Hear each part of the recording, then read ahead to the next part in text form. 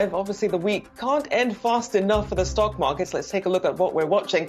The stocks continue their sharp decline towards a weekly losing streak last seen in 2001.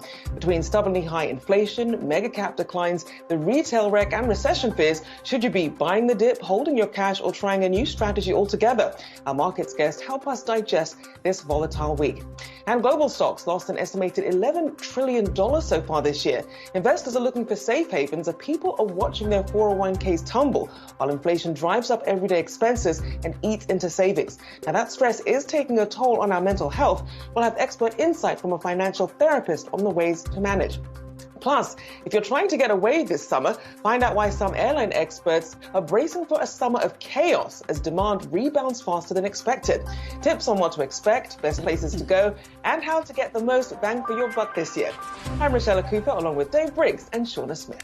Rochelle, let's kick things off here with the markets. You mentioned the wild week that we have seen. The S&P now in bear market territory. Another day of declines with the Dow off just around 361 points. Kicking things off here, Jared Blikre. And Jared, what can you tell us? Because things certainly do not look good. That's right. And it's really all about the mega caps here. Let me go to the S&P 500, the kahuna. That is down 1.5% today. This is over the last 5 days. This is down 4.5%. And we're talking about what's driving the market lower. Well, it's the mega caps. As I've been saying throughout the day, the week, the soldiers have already fallen. Those would be the ARC components, the software stocks, everything that got decimated over the last year. And now it's the generals. So let's take a look inside the market.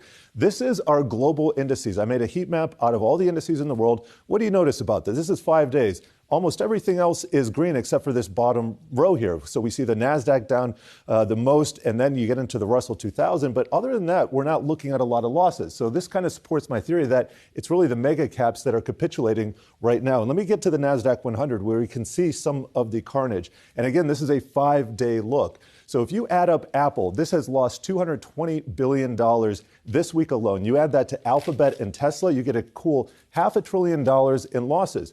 So the big question is, where is the market bottom? Well, we just took out the lows, and so maybe we get that flashy bear market rally that everybody's been talking about, including me, but we do have to prepare for more potential carnage. And I've said before, when the market crashes on Friday afternoon, that is a bad sign. That's not supposed to happen, and it portends potential selling in the coming week. And my biggest concern right now is what's going to go on with the hedge funds, because we know that Melvin Capital shuttered its doors this week. And after these continuing losses, we might see have some more announcements after a weekend of pontificating. I wouldn't be surprised to see some more funds closing their doors.